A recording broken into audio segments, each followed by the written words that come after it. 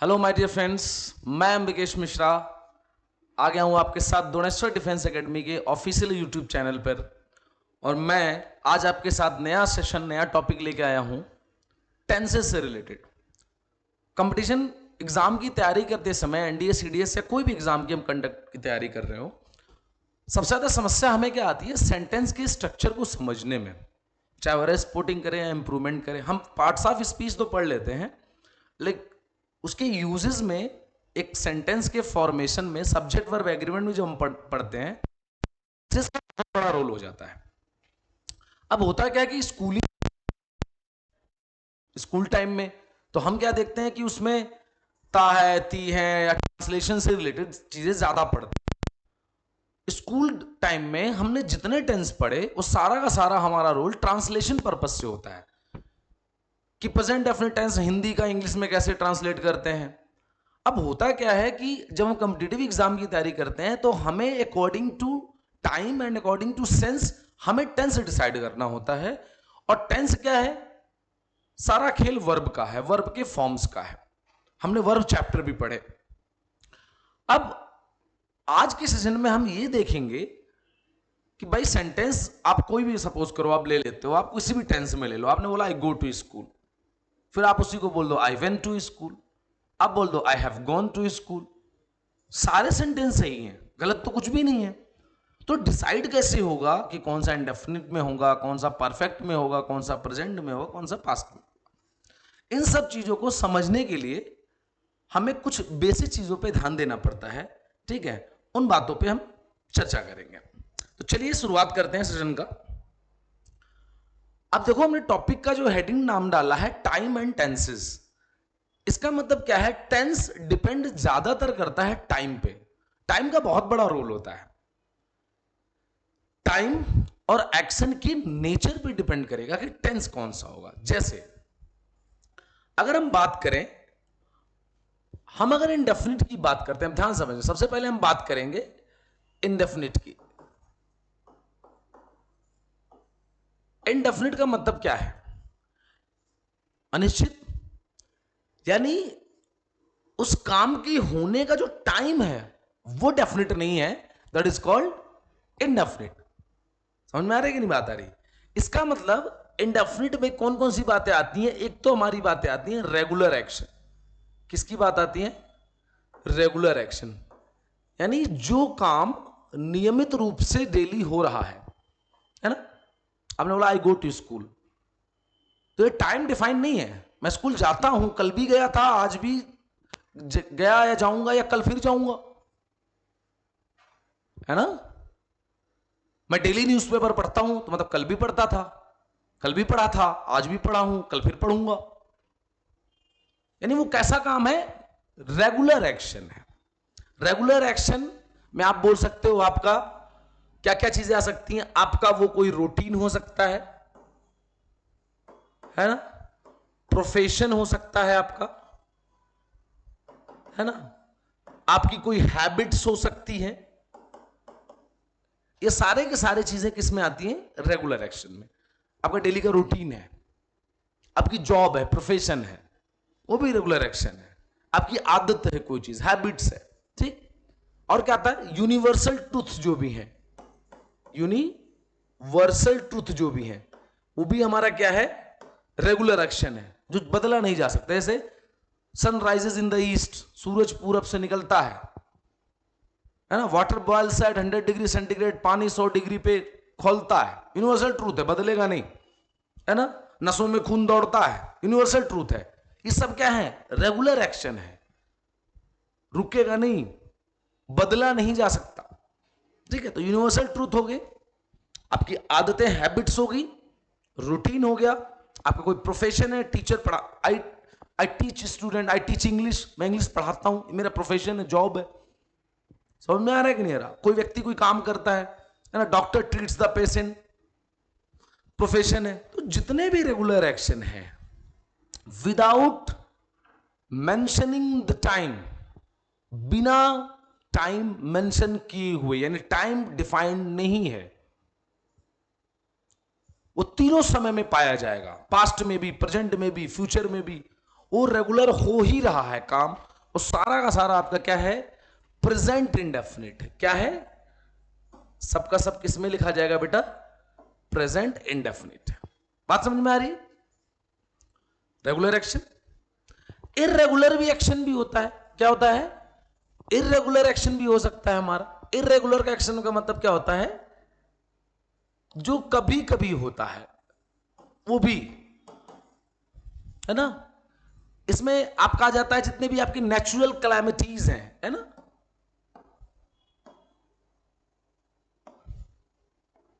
Natural calamities. भाई universal truth में nature के काम रोज हो रहे हैं। सूरज पूरब से निकल रहा है, हवा बहती है ना, नदी समंदर में जाके पहाड़ों से निकलता है, समंदर में मिलता है। समझ में आ रहा है? लेकिन जो प्राकृतिक आपदाएं हैं वो रोज तो नहीं होती। हमने बोला कि जापान में अर्थक्वेक आता है, ज्यादा आता है, तो रोज तो नहीं ना आता। सुनामी तटीय क्षेत्रों को प्रभावित करती हैं, tsunami affects the coastal areas, तो रोज तो नहीं करती। समझ में आ रहा है कि नहीं आ रहा? वॉल्केनोज अफेक्ट्स हिली रीजन्स, पहाड़ी क्षेत्रों पे क्या होता है, प्रभावित करती हैं। तो ये सारी की सारी चीजें क्या है बेटा, इर्रेगुलर एक्शन। लेकिन ये भी किसमें है, प्रेजेंट डेफिनेट में है। याद रहे, विदाउट टाइम। क्या है, विदाउट टाइम। ये सारी चीजें बिना टाइम मेंशन किए। अभी हम बात कर रहे हैं टाइम एंड टेंसेस की, लेकिन अभी हम उन बातों की बात कर रहे हैं जहां पे कोई भी टाइम हमारा डिफाइन नहीं है, वो काम डेली हो रहा है, तो किस में होगा, प्रेजेंट इंडेफिनिट टेंस में होगा। अब इसकी और क्या पहचान हो सकती है, कुछ हम एडवर्ब से पहचान करते हैं। किससे, एडवर्ब से। अगर हम बात करें आइडेंटिफिकेशन की,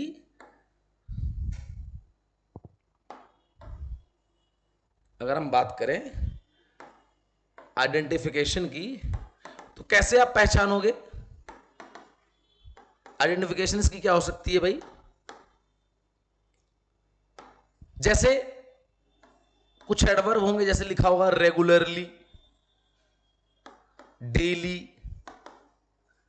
एवरी प्लस टाइम दे रहा होगा, जैसे every day, every morning, every evening, every month, every year, है ना, एवरी प्लस टाइम दे दे, ठीक है।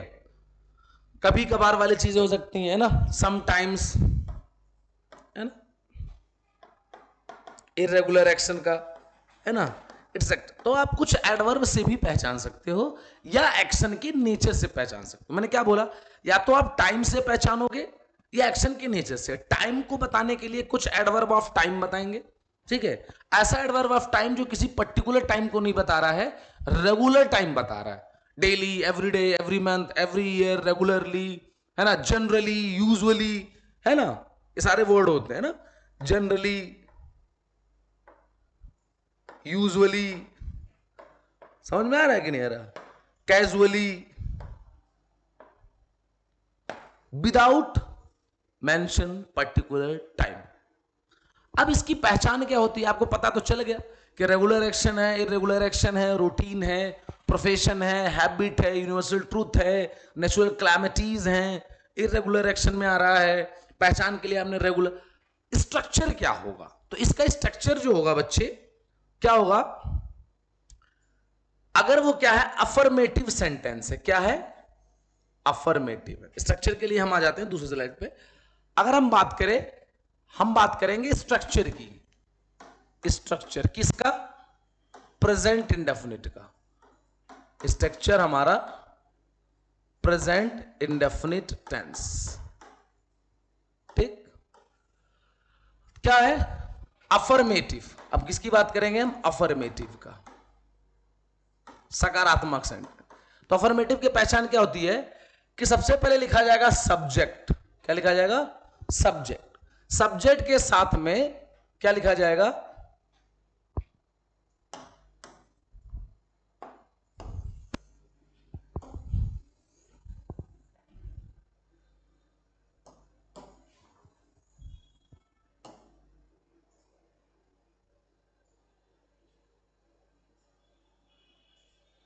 कोई बात नहीं, सब्जेक्ट के साथ में वर्ब की फर्स्ट फॉर्म में यस या ईएस। कब, अगर हमारा सब्जेक्ट क्या है, सिंगुलर है। क्या है? सिंगुलर है। अगर हमारा सब्जेक्ट प्लूरल हो जाता है तो हम केवल वर्ब की फर्स्ट फॉर्म लगाते हैं। कब? जब हमारा सब्जेक्ट प्लूरल हो। सिंगुलर सब्जेक्ट प्लूरल सब्जेक्ट पता है, सब्जेक्ट वर्ब एग्रीमेंट भी मैंने पढ़ाया था सेशन में, उसमें बताया था singular subject singular verb, plural subject plural verb. ठीक है, उसके बाद आप सिंपली आप ऑब्जेक्ट लिख दोगे। लेकिन अगर यही सेंटेंस हमारा निगेटिव हो जाता है, क्या हो जाता है? नेगेटिव हो जाता है। ठीक है, तो आप क्या करते हो बच्चे? आप सब्जेक्ट लिखते हो और अब आप डज या डू का इस्तेमाल करोगे। सेम तरीका कि सिंगुलर के लिए डज और प्लूरल के लिए डू, और आप लगाओगे उसके साथ में नॉट, और तब आप लगाओगे वर्ब की first form then object. Clear है भाई? एग्जांपल लिख देते हैं सबके। जैसे आपने बोला, इसको हम एक बॉक्स में बंद कर दे। ठीक, एग्जाम्पल जैसे आपने बोला ही प्लेज क्रिकेट, है ना, इसका हैबिट है, हॉबी है। अब ही क्या है बच्चे? हमारा सिंगुलर सब्जेक्ट है, तो देखो फर्स्ट फॉर्म में हमने क्या लगाया? एस या ईएस लगाया। अब यहीं पे होता आई, वी, यू, दे या कोई प्लूरल नाउन हो जाता तो हम केवल प्ले लिखते कि ही प्ले क्रिकेट। और इसी का जब हम निगेटिव बनाएंगे तो आप क्या बनाओगे? He does not play cricket. कुछ एग्जाम में आपके ट्रांसफॉर्मेशन क्वेश्चन आते हैं, टेंस बदलने, अफर्मेटिव से निगेटिव में बदलो, तो आपको स्ट्रक्चर पता होना चाहिए। टेंस आइडेंटिफाई करो स्ट्रक्चर से, प्रेजेंट डेफिनिट है तो उसका नेगेटिव कैसे बनेगा? डू नॉट या डज नॉट लगा करके। प्लूरल के लिए डू, सिंगुलर के लिए डज। अब जब इसका इंट्रोगेटिव बनाना हो, इंट्रोगेटिव, तो सिंपल तरीका क्या आता है बेटा? दो तरीके होते इंट्रोगेटिव के।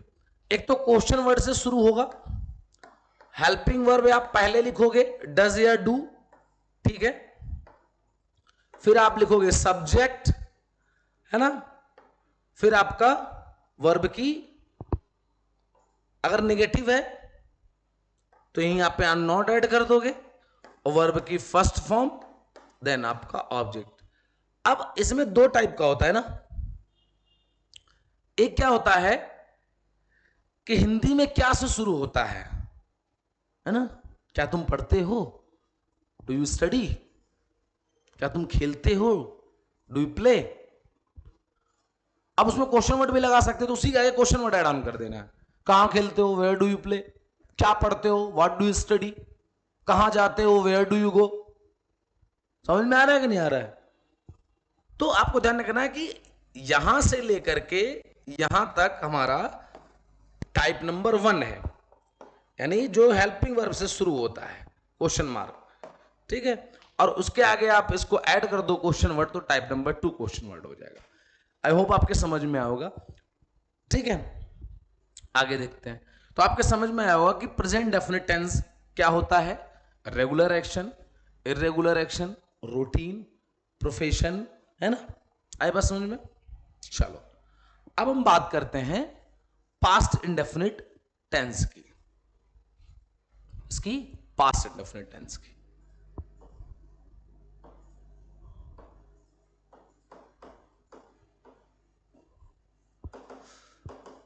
अब हमें कुछ नहीं करना, ध्यान से समझना मेरी बात, वही सब कुछ, यही आपका रेगुलर एक्शन, यही आपका रूटीन, प्रोफेशन, हैबिट, यही एडवर्ब, सारा आइडेंटिफिकेशन यही है। सिर्फ और सिर्फ एक क्या चीज ऐड होती है बेटा? इन सब में एक सबसे बड़ी पहचान है पास्ट टाइम। क्या ध्यान रखना है? Past time equal to past indefinite. Question बनता है, हमने कल क्वेश्चन किया था असाइनमेंट, आप देखोगे प्रैक्टिस सेशन में, तो हमने आपको बताया था पास्ट टाइम क्या है? यस्टरडे, एगो, before,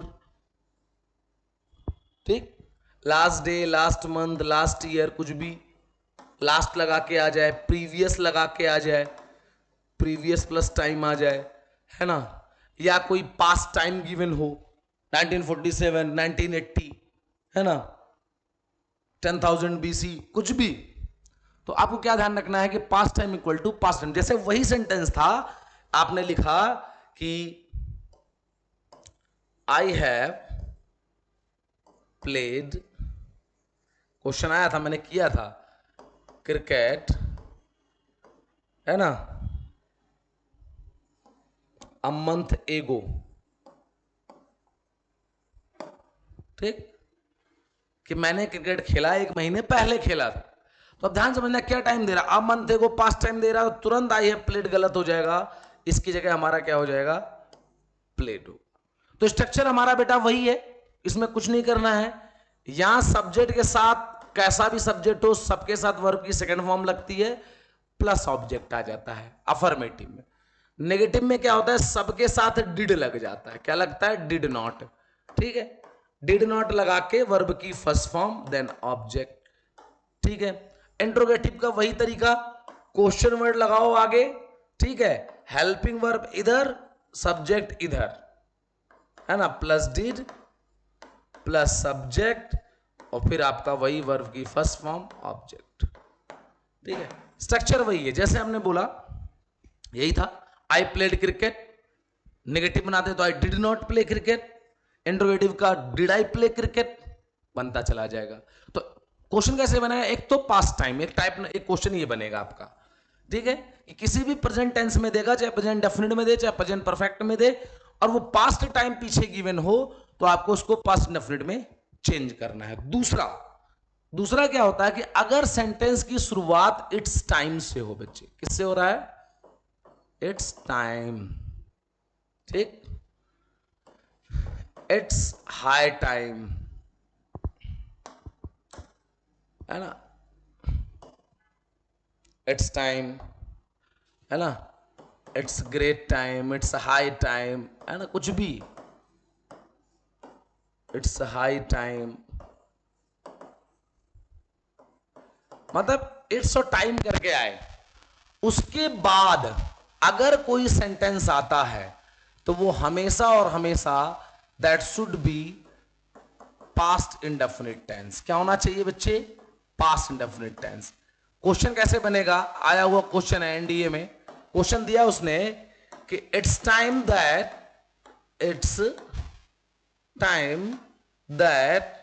you should play, you should study, it's time that you should study. पढ़ने में बिल्कुल सही लग रहा है कि भाई ये समय है तुम्हें पढ़ना चाहिए, मगर according to the structure you should play गलत है बेटा, आपको क्या होना चाहिए, it's time that you studied.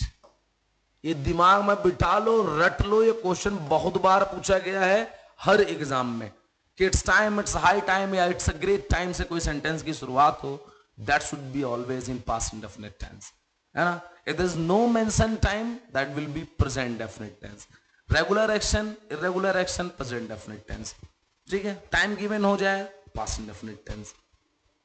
Clear है भाई बात, ठीक है। आगे देखो, अब अगर हम बात करें कॉन्टिन्यूअस की, इसकी बात करेंगे हम कॉन्टिन्यूअस टेंस की। अच्छा, प्रेजेंट डेफिनिट का एक केस है, मैं आपको बता दूं, एक स्पेशल केस है कि एक और नोट डाल लो कि अगर क्या है, न्यूज़पेपर हेडलाइंस है, क्या बेटा, न्यूज़पेपर हेडलाइंस है, ये रूल है, लिख लो, या स्पोर्ट्स कमेंट्री है, क्या है, स्पोर्ट्स कमेंट्री है ना, वो हमेशा किस में होना चाहिए, प्रेजेंट डेफिनिट में। आप कोई भी न्यूज़पेपर उठा के देख लेना, प्रेजेंट इंडेफिनिट, कोई भी न्यूज़पेपर उठा के देखना, जो बड़ा बड़ा सबसे बड़ा वाला जो हेडलाइन होगा ना, वो प्रेजेंट डेफिनिट टेंस में होगा, है ना, चाहे वो भले 4 दिन पहले की बात क्यों ना हो, है ना। आएगा PM Narendra Modi attends the summit in US, है ना, अटेंड्स द G7 समिट, ऐसे करके आएगा, है ना। इंडिया डील्स विद जापान या अमेरिका, डील्स, चाहे भले 2 दिन पहले डील हुआ हो, तो न्यूज़पेपर हेडलाइन। अच्छा, पता कैसे चलेगा बेटा, सेंटेंस बताएगा, जैसे क्लोज टेस्ट है, ठीक है, पैसेजेस है, तो वहां तो पढ़ के तो पूरा पैसेज पता चल जाएगा, हेडलाइन है। नहीं तो वो खुद बोलेगा कि I have read a headline in the newspaper dash करके फिर सेंटेंस दिया हो, है ना। तो अब वो कि इंडिया डील्स विद जापान, गलत, सॉरी, दे दिया कि सपोज करो कि दे दिया कि मैं सेंटेंस लिख रहा हूं कि आई रेड हेडलाइन, या दे देता कि latest headline that India led the G7 summit. तो बेटा गलत है। क्या कह रहा है